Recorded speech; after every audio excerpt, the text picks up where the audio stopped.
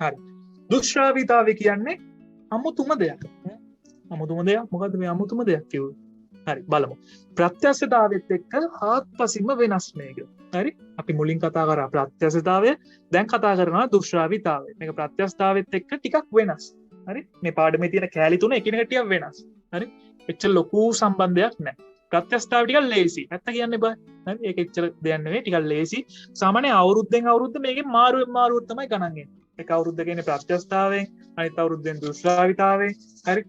අනිත් අවුරුද්ද දෙනවා දෘෂ්ටිඝාතතියෙන්. හරි? සමහර වෙලාවට එක ළඟ එන්නත් පුළුවන්. එහෙම ප්‍රශ්නයක් නැහැ. එක ළඟ අවුරුදු වල ප්‍රත්‍යක්ෂතාව වෙන්න පුළුවන්, දුෂ්ශ්‍රාවිතාව වෙන්න පුළුවන්. සමහරවිට අපි හිතමු ගිය අවුරුද්දේ ප්‍රත්‍යක්ෂතාවයෙන් මේ අවුරුද්දේ ප්‍රත්‍යක්ෂතාවයෙන් එන්න පුළුවන්. එහෙම ප්‍රශ්නයක් නැහැ. හැබැයි මේ තාක් බොහෝ විට අවිල්ල තියෙන්නේ මාරුවෙන් මාරුවට. හරි? හරි. බලමු දුෂ්ශ්‍රාවිතාව කියන්නේ මොකක්ද කියලා. හරි? දුෂ්ශ්‍රාවිතාව යටතේ ලියා ගන්න තරල තුල ඇතිවන තරල ඔක්කොම පැහැදිලි කරනවා. ඉස්සෙල්ලා ලියා ගන්න තරල තුල ඇතිවන තරල තුල ඇතිවන තරල තුල ඇතිවන තරල ඝර්ෂණය තරල තුල ඇතිවන ඝර්ෂණය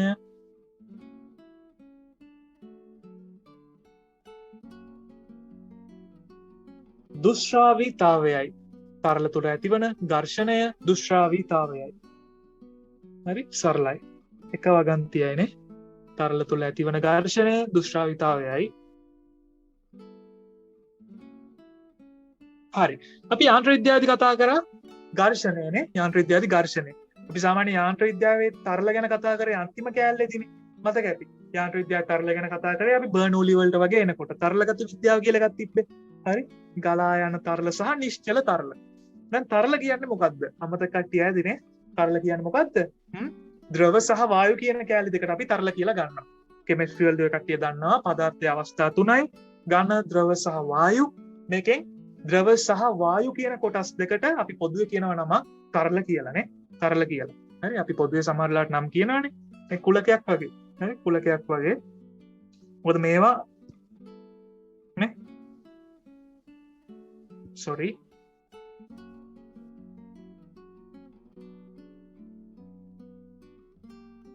ඡේදනය වෙලා. හරි? ඡේදනය. මේ මැද තියෙන ඡේදනය වෙච්ච ටිකට ඔය පොදුවේ කියනවා නම තමයි තරල. තරල. මේ පැත්තේ ද්‍රව, මේ පැත්තේ වායු. හරි? හරි? ඔකට අපි කියනවා තරල කියලා. හරි? අන්නේ තරල ගැන අපි යාන්ත්‍ර විද්‍යාවේදී කතා කරා. හොඳටම කතා කරන්නේ මේ පාඩමේ. හොඳටම කරන්නේ මේ පාඩමේ. හරිනේ? හොඳටම කරන්නේ මේ පාඩමේ. හරි. තරල තුල ඇතිවන ඝර්ෂණය දුෂ්ශ්‍රාවිතාවයයිලු. දැන් ඔයාලා දන්නවා ඝන ද්‍රව වල ඝර්ෂණයක් ඇති වෙනවනේ.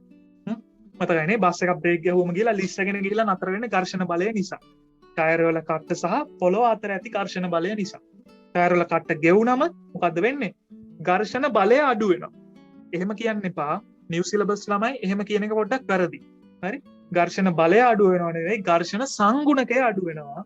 F සමානයි mu r මතකයි නේද? ඝර්ෂණ බලය වැඩි කිරීම ඝර්ෂණය සමානයි ඝර්ෂණ සංගුණකය වැඩි කිරීම අභිලම්බ ප්‍රතික්‍රියා බලය. හරි? සාමාන්‍ය අපි දැන් කියන්නේ ඝර්ෂණ බලය අඩු වෙනවා කියලා නෙවෙයි ඝර්ෂණ සංගුණකය අඩු වෙනවා කියලා. හරි?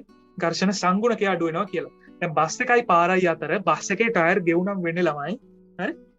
ඝර්ෂණ සංගුණකය අඩු වෙනවා. පාර සහ ටයර් අතර තියෙන ඝර්ෂණ සංගුණකය. දශම ගණන් අගයන්නේ තියෙන්නේ. හරි? එකට වඩා කුඩා අගයන් තියෙනවා.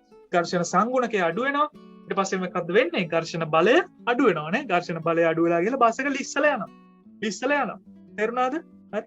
ඒ යාන්ත්‍ර විද්‍යාවේදී අපි ඒවා කතා කරමු. හරිද? දැන් මේකෙත් ඒ වගේම තමයි මේකෙත් මේ ඝර්ෂණයට අපි කියන විශේෂ නම දුෂ්ශ්‍රාවිතාවය. හරි? ඝර්ෂණයට අපි කියන විශේෂ නම තමයි දුෂ්ශ්‍රාවිතාවය. තරල සම්බන්ධයෙන් ඝර්ෂණය කතා කරනකොට කියන විශේෂ නම තමයි දුෂ්ශ්‍රාවිතාවය. අපව කියන්නම් තරල සම්බන්ධයෙන් ඝර්ෂණ බලයක් කතා කරනවා නම් කියන විශේෂ නම දුෂ්ශ්‍රාවිතාවයයි. හරි? ලේසි ඇති දෙයක් නෑ. එහෙම හිතාගෙන ඉස්සරහට වැඩේ කරමු. චුට්ට දේවල් ඉතින් වැඩි යනවා. හරි? ඊට වඩා සමහර දේවල් අපි ඉගෙන ගන්න. හරි නේද? හරි. හරි. දැන් ලියන්න. දැන් තරල වල ඔයාලා දන්නවා පොඩි වායු ඇතුලේ අණු තියෙනවානේ. චූටි අණු. අපි ගමු වතුර. වතුර කියන්නේ තරලයන්නේ. අපි ඔක්කොම දන්න දෙයක්. මේක ඇතුලේ තියෙන අණු තමයි H2O. H2O. හරි? මේ H2O අණු තියෙනවා. ඒ අණු අතර බල ඇති වෙනවා. අණු ස්තර තියෙනවා. මෙන්න බලන්න. අණු ස්තර මේ හිතන්න වතුර නියදියක් කියලා. වතුර නියදියක්. හරි. එන අණු මේ අණු විස්තර මං අඳින්නේ මේ. දැන් මෙහෙම නෙවෙයි තියෙන්නේ පොඩි අයිඩියා එකක් ගන්න අඳින්නේ. හොඳේ. හරි අණු විස්තර. දැන් බලන්න බෝල අණු විස්තර තියෙනවා. හරි. මේ යාලගේ මෙහෙම විස්තර තියෙනවා. හරි. කොහොම ලස්සනට තියෙන්නේ නැහැ. සාමාන්‍ය ජලය අක්‍රමවත්ව තියෙන. කෙනෙක්ෂල් කතා කරනවානේ මෙයා. හරි. මේ සමහර අණු විස්තර මෙහෙ යනවා, සමහර ඒවා මෙහෙ යනවා, සමහර ඒවා මෙහෙ යනවා. කොහොම නෙවෙයි යන්නේ. හරි. අරදි චිත්‍රයක් මවා ගන්න එපා මේක. මම මේ පොඩ්ඩක් පැහැදිලි කරන්න කිව්වා. හරි. ලස්සනට හරිය මෙහෙ යනවා. හරි. එතකොට හරිය මෙහෙ යනවනේ. හරිද? හරිය මෙහෙ යනවා. හරිය මෙහෙ යනකොට මොකද්ද වෙන්නේ? හරිය මෙහෙ මේ කට්ටියන්ගේ ඇතිල් වෙනවා. ගෑවෙනවා. බස් එකකට සෙනග තියෙන බස් එකකට මිනිස්සෙක් නැගලා මැදින් යනවා. අපේ ගෑවෙනවා, හරිය ගෑවෙනවා, මෙහෙ ගෑවෙනවානේ. හරි. ඔක්කොගේම ඇඟවල වල ගාවගෙන යන්නේ මේ මිනිස්සු. හරි. අපි તો හරිය මෙහෙ යන මිනිස්සයා මාළුවෙකුත් තරම් ගෑවෙනවා. මාළුවෙක් අරගෙන බස් එකකට නගිනවා. දැන් මිනිස්සෙක්. අපි අර කෙලවල්ලෙක් වගේ මොකක් හරි ලොකු මාළුවෙක් කියලා හිතමු. හරි. මාළුවෙක් අරන් බස් එකට නගිනවා. ඊට පස්සේ මොකද්ද වෙන්නේ? මාළුවා ගෑවෙනවා හැමතැනමනේ. හරියනේ. හැමතැනම ගෑවෙනවා. දැන් මෙතෙන්දිත් ඒ වගේ එකක් ගැන පොඩ්ඩක් කල්පනා කරමු. දැන් එක අණුවක් ඉන්නවා ටිකක් පණ්ඩිත අණුවක්. ඌ කියන වැඩ නෙවෙයි ටිකක් කරන්නේ. ටිකක් බක පණ්ඩිත අණුවක්. හරි. නෝටියෙක් කෙනෙක්. හරි. එයා තු තරේ මෙහෙ යනවා. හරි. හරේ මෙහෙ යනවා. එක අණුවක්. අපි හිතමු මේ අණු මේ ලේයර් එක පණ්ඩිත සෙට් එකේ ඉන්නේ. පන්ති වල තියනවානේ පණ්ඩිත සෙට් එක. උන් ටික හරේ මෙහෙ යනවා. හරි. අර උඩ අණු ස්තරේ සහ යට අණු ස්තරේ ගෑවෙනවා. හරි. එතකොට මොකද්ද වෙන්නේ? මුන් දඟලනවා වැඩිනේ. අපවන් අරු වෙනවා මං කැමති නෑ ඇච්චර. කියලා මෙහෙම හරේ මේ දඟලනවා වැඩි. හරි. දඟලනවා වැඩි. හරි. දඟලනවා වැඩි. මෙන්න මේ ගෑවීම තුලදී මොකද්ද වෙන්නේ? මේ ලේයර් ගෑවෙනවා. හරි. ස්තර ගෑවෙනවා. හරි. හොඳට අහගන්න මේ මම පොඩ වෙනස් විදියට උගන්වන්නේ. හරි. පොඩ වෙනස් විදියට උගන්වන්නේ. හරි. ස්තර අතර ගෑවීමක් ඇති වෙනවා. ගෑවෙනවා කියන්නේ මොකද්ද මේක? සර්පණය වෙනවා. සර්පණය. ලිස්සල වගේ යනවා. හරි. ලිස්සල වගේ යනවා. හරිද? එතකොට මොකද්ද වෙන්නේ? මේ අතරත් ඝර්ෂණ බලයක් ඇති වෙනවානේ. අන්න ඒ ඝර්ෂණ බලය තමයි දුෂ්ශ්‍රාවී බලය කියලා කියන්නේ. දුෂ්ශ්‍රාවී බලය කියලා කියන්නේ අන්න ඒ ඝර්ෂණ බලයට. ටක් ගාලා ඔය රූපේ ටක් ගාලා ඇඳගන්න. ටක් ගාලා ඇඳගන්න ඔය රූපේ. හරි. ලියන්න. දැන් මේ බලනේ තියෙන්නේ මේ ඊතල වලින් තියෙන බල හොඳේ. බල. මේ කට්ටිය එක එක ලිස්ස ගෑවෙනකොට කට්ටියගේ බල ඇති වෙනවා නිකන් අර. අපි මෙහෙම හිතමු නිකන් බස් එකක් ඇතුලේ කට්ටිය තෙරපෙනවා. එකෙක් තල්ලු කරනවා එකෙක්ව. හරි. තව එකෙක් තල්ලු කරනවා තව එකෙක්ව. එහාට යනවා ඕයි කියලා තල්ලු කරන්නේ. මේ තල්ලු කරනවානේ. සාමාන්‍ය උදේට බස් එක නැග්ගොත් ඕක බලා ගන්න පුළුවන්. එන අමාරුනේ බස් එක යන්න ලංකාවේ. කෝච්චි වල එහෙම ඔය වැඩේ වෙනවමයි. හරි. මූ තල්ලු කරනවා මෙහාට එහාට යනවා ඕයි හරේ යනවා මෙහෙ යනවා කියලා එහෙම තල්ලු කරනවානේ. හරිද? දැන් මේකෙත් එහෙමයි. ඔය අනු තල්ලු කරනවා. විශේෂයෙන් පණ්ඩිත සෙට් එකක් කෙනකොට වැඩි ඒ තල්ලුව. හරි. කැමති නැහැනේ කට්ටිය. කැමති නෑ. හරිද? දැන් මේකෙත් වෙනවා. තල්ලු කරනකොට මොකක්ද ළමයි ඇති වෙන්නේ? තල්ලු කරනකොට බල ඇති වෙනවානේ. බල තෙරපුම් බල තැලෙනවා. හරි. තෙරපුම් බල. නෑ ලියාගන්න යටින්. අනුරූප බල දුෂ්ශ්‍රාවී බලයි. අනුරූප බල දුෂ්ශ්‍රාවී බලයි.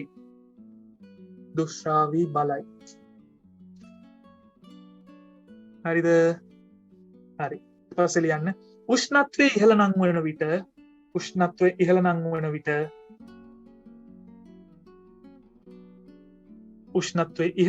විට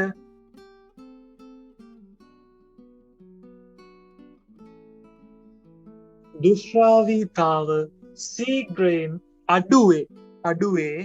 හරි.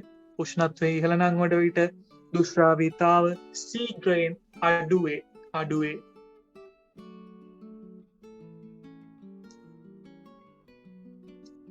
හරි. ඒක තේරුන්නේ නැහැනේ. බලමු මොකද්ද කියලා. දැන් ওই දුෂ්ශ්‍රාවීතාවට ඝර්ෂණයෙන් හිතන්නත් පුළුවන්. අපි සරල විදියට ඕක කිව්වොත් දුෂ්ශ්‍රාවීතාවය කියන්නේ ගැලීම. ගලන්න පුළුවන් හැකියාව. හරි. හරිද? අපි මෙහෙම දෙයක් කල්පනා කරමු. පැණි බෝතලයක් ගමු.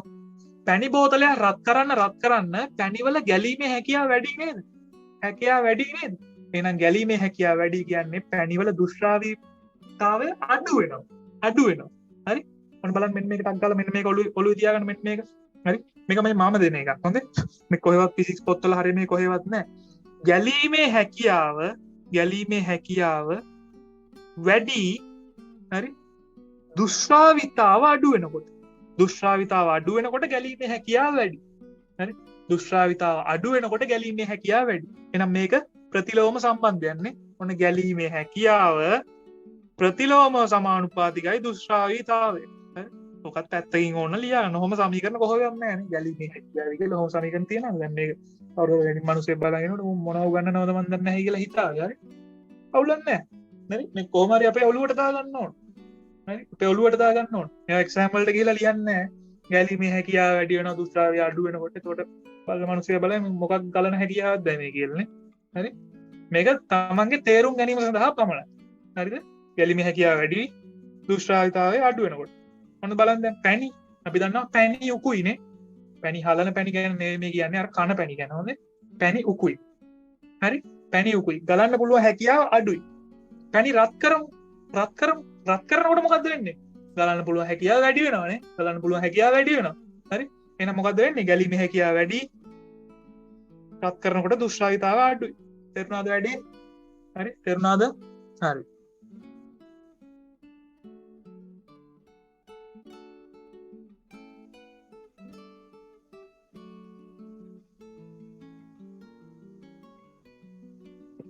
හරි දුෂ්‍රාවිතාව ගැන කතා කරා උෂ්ණත්වය වැඩි වෙනකොට දුෂ්‍රාවිතාවය අඩු වෙනවා කියලා කිව්වා. හරි මේක අපි දැන් මෙන්න මේක පොඩ්ඩක් අහගමු. දුෂ්‍රාවිතාවය කියන්නේ concept එකක් සංකල්පයක්. හරි සංකල්පයක් කියන්නේ අපි දැන් දුෂ්‍රාවිතාව යටතේ කතා කරන බලයට කියන්නේ දුෂ්‍රාවී බලය. හරිද? හරි දුෂ්‍රාවිතාවය කියන්නේ අර පොදු මාතෘකාව. හරි පොදු මාතෘකාව දුෂ්‍රාවී බලය කියන්නේ. හරි දුෂ්‍රාවිතාවය කියන්නේ පොදු මාතෘකාව. ඒක යටතේ කතා කරන බලයට තමයි අපි කියන්නේ දුෂ්‍රාවී බලය කියලා. හරි පටල ගන්න එපා දෙක. හරි මේක පටල ගන්න එපා. සමහර ළමයින්ට තියෙන ප්‍රශ්න තමයි ඕවා. හරි වෙලාවකට දුෂ්‍රාවිතාවය කියනවා වෙලාවකට දුෂ්‍රාවී බලය කියනවා. මොකද්ද මේ දෙකේ වෙනස? ඇත්තටම ප්‍රශ්න. මම ක්ලාස් යන කාලේ මටත් ওই ප්‍රශ්නයක් තිබ්බා. අර වෙන සංසිද්ධියට තමයි කියන්නේ දුෂ්‍රාවිතාවය කියලා. ඒක යටතේ කතා කරන බලයට තමයි දුෂ්‍රාවී බලය කියලා කියන්නේ. ඝර්ෂණයත් ඔය වගේනේ නේ. ඝර්ෂණය කියන්නේ වෙන සංසිද්ධිය. ඒක යටතේ කතා කරන බලය තමයි ඝර්ෂණ බලය කියලා කියන්නේ. හරිද? හරි. අනුමාත්‍රකාව ලියන්න තරල ප්‍රවාහ. තරල ප්‍රවාහ. තරල ප්‍රවාහ.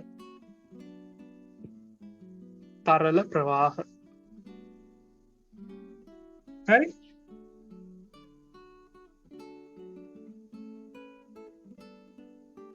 තරල ප්‍රවාහ.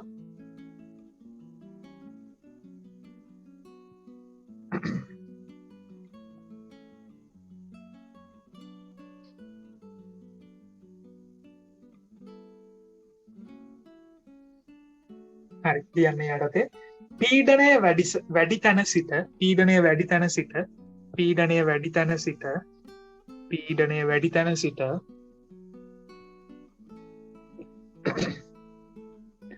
අඩු තැනට පීඩනය වැඩි තැන සිට අඩු තැනට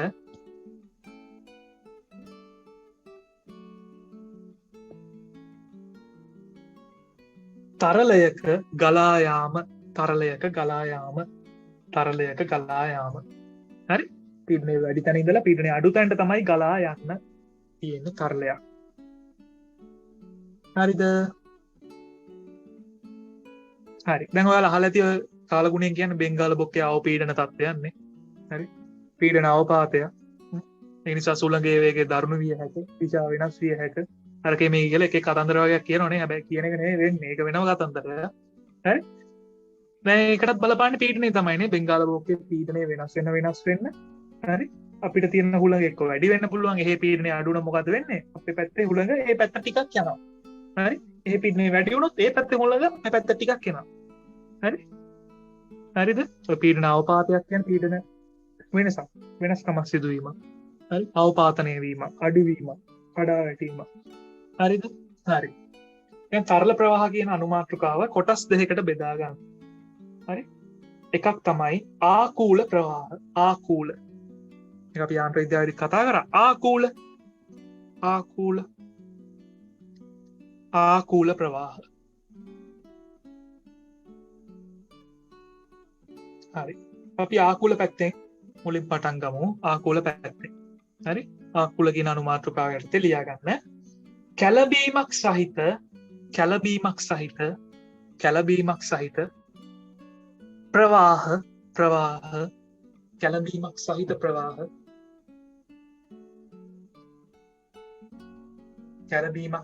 ප්‍රවාහ මේ ගණයට වැටේ. කැළඹීමක් සහිත ප්‍රවාහ මේ ගණයට වැටේ. ඒ කියන්නේ මේක අක්‍රමවත්. අර යනවා මෙහෙ යනවානේ. වායු අංශු වල ක්‍රමවත් භාවයක් නැහැ. කැළඹිලා තියෙන්නේ. කලවම් වෙලා තියෙන්නේ. හරි? ලංකාවේ දැන් රජේ වගේ ඔක්කොම අවුල් වෙලානේ තියෙන්නේ. හරි? කැළඹීමක් සහිත ප්‍රවාහ මේ ගණයට වැටේ.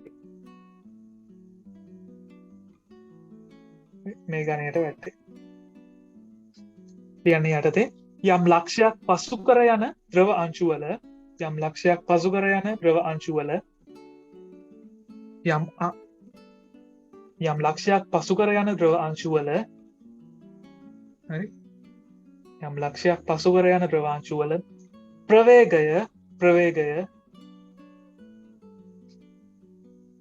ප්‍රවේගය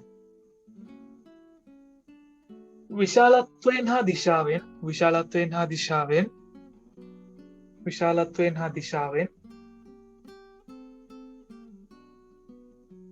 කාලය සමග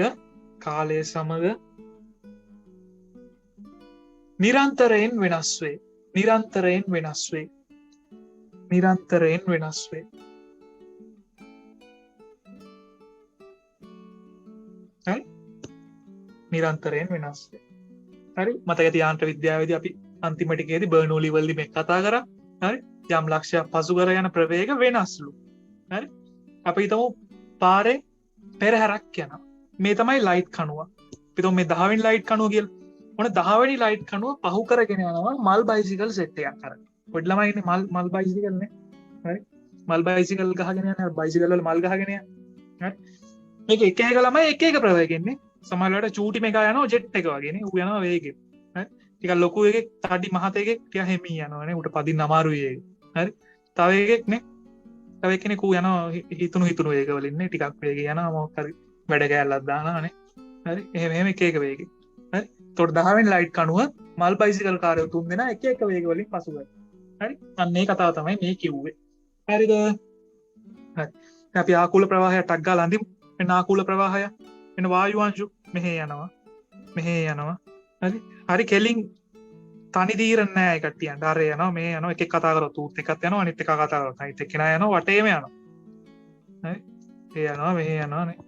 අනේ ඔයා ඉන්න මං එන්න. හරි? අරකේ මේකේ ඔක්කොම වැඩේ ඔන්න ඔය වගේ. හරි? ඔක ටක් ගාලා හදගන්න.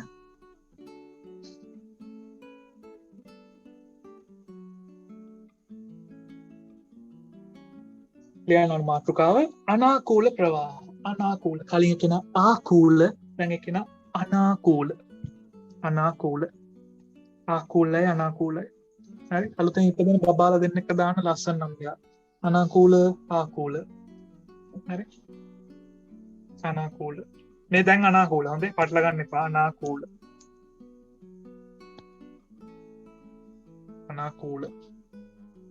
හරිද? හරි. එහෙනම් මෙයා අරයාගේ විරුද්ධ එක්කෙනා වෙන්න එපා නේ. අරයාගේ විරුද්ධ එක්කෙනා.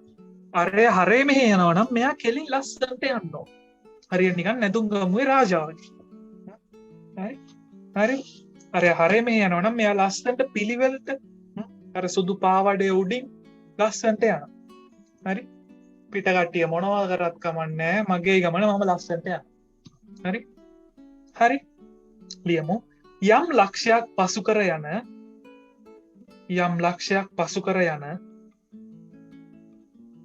යම් ලක්ෂයක් පසු කර යන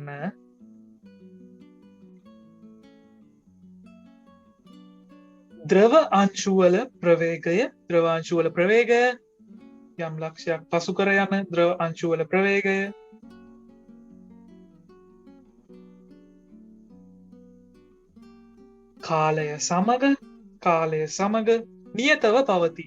කාලය සමග නියතව පවතී. අන්න ප්‍රවේගය නියතයි. ලස්සනයි. ක්‍රමවත් රටාවකට යන්නේ. හරි?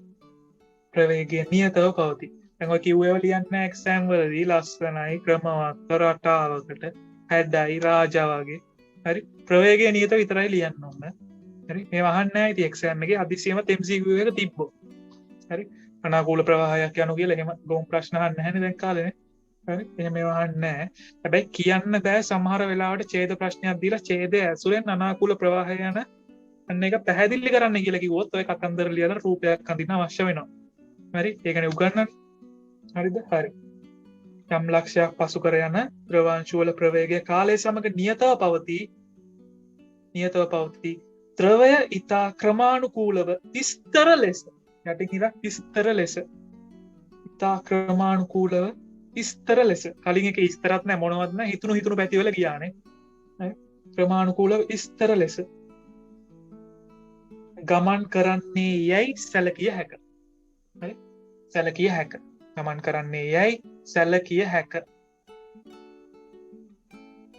හරිද? සැලකිය හැක. හැක කියන්නේ ඉතින් සලකනවා කියන එක නේ. බොරු වචන ඉතින් මේ සැලකිය හැක. හරි. මේ ප්‍රශ්නයක් නෑ සලකනවා කියන එකම තමයි. හරි.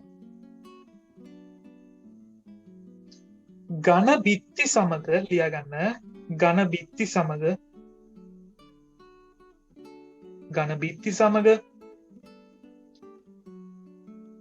ස්පර්ශව ඇති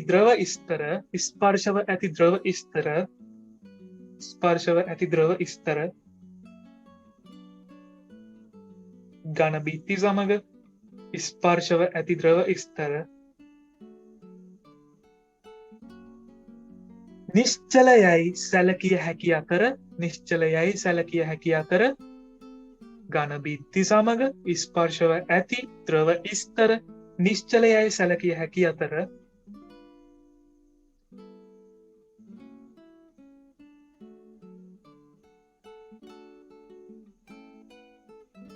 අනුයාත ද්‍රව ස්තර එකිනෙකක් මත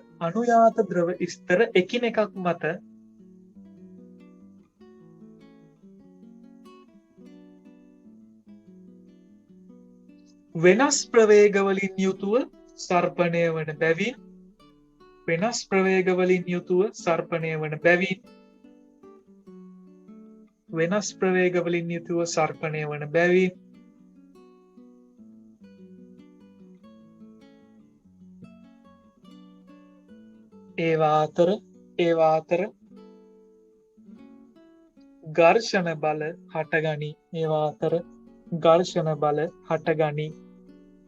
ඒවා අතර ඝර්ෂණ බල හටගනී.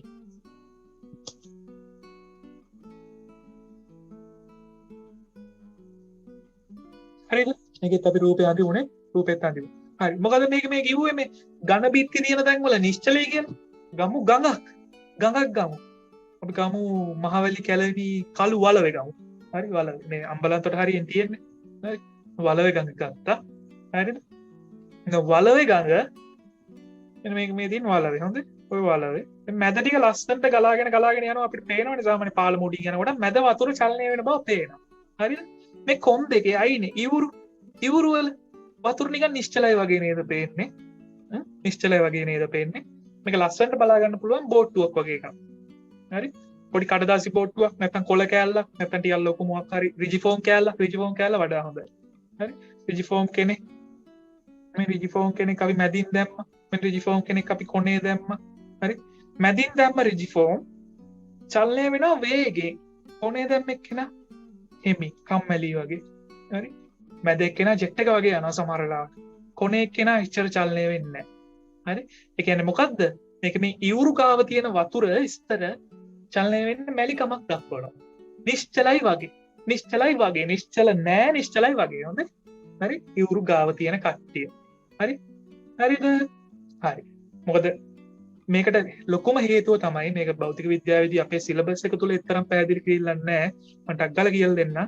මොකද මේකෙදී බලන්න මෙතන රිජිෆෝම් සහ හරි අපි දැන් රිජිෆෝම් නෙමෙයි අපි ගමු මෙතන දැන් මේ වතුර කොටුවක් මේ තියෙන්නේ කියලා.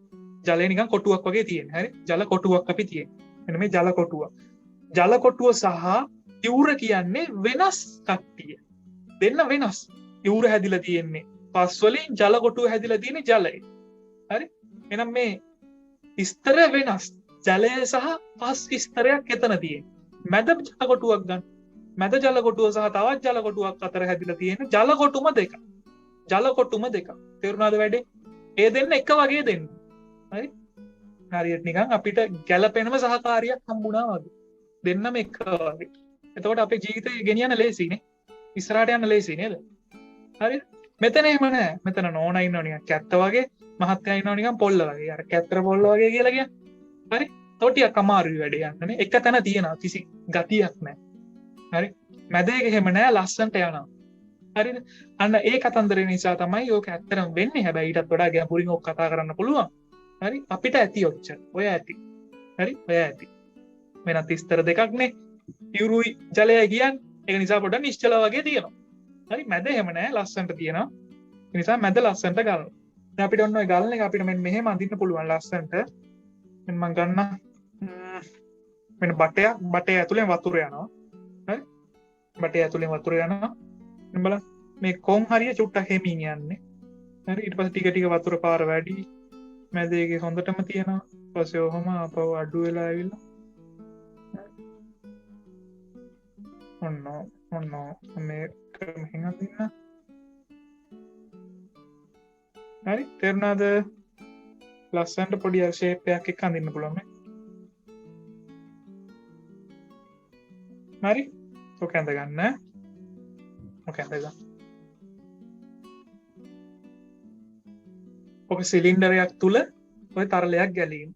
ඉතින් ලියන්න ඇඳලා සිලින්ඩරයක් තුල තරලයක් ගැලීම. මේ සිලින්ඩරේ බිත්ති මේ තියෙන්නේ. හරිද? බිත්ති තියෙන්නේ. සිලින්ඩරේ බිත්ති තියෙන්නේ. සිලින්ඩරේ බිත්ති තියෙන්නේ.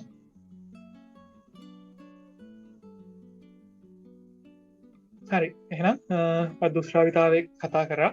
අපි මේකේ කලින් වීඩියෝස් තුත් ඇති. ඒකත් බලන්න. කලින් අපි පදාර්ථ යාන්ත්‍රික ගුණවල මුල්ම කොටස නැහැ. මුල් කොටසක් දාන්නම් ඉක්මනට. හරි? ඊට පස්සේ මැද ටිකකින් ඉඳලා පටන් ගන්නත් ඒ ටිකත් බලන්න. දුෂ්ටාවිතාවේ ඉතිරි කොටස් ඊළඟ සතිවල දාන්නම්. ඒකත් අප්ලෝඩ් කරන්න. ඒ ටිකත් බලන්න අනිවාර්යෙන් channel එක subscribe කරන්න. ඉස්සරහටත් මේ වගේ වීඩියෝස් ටිකක් එක්ක ගේන්නම්. ඔයාලගේ ප්‍රශ්න තියෙනවා නම් යටින් කමෙන්ට් එකක් දාන්න. ඒවටත් පුළුවන් වෙලාවක උත්තර දෙන්න try කරනවා. හරි? මොකටම සුබ සතියක් පරිස්සමෙන් ඉන්න. බුත් සරණයි.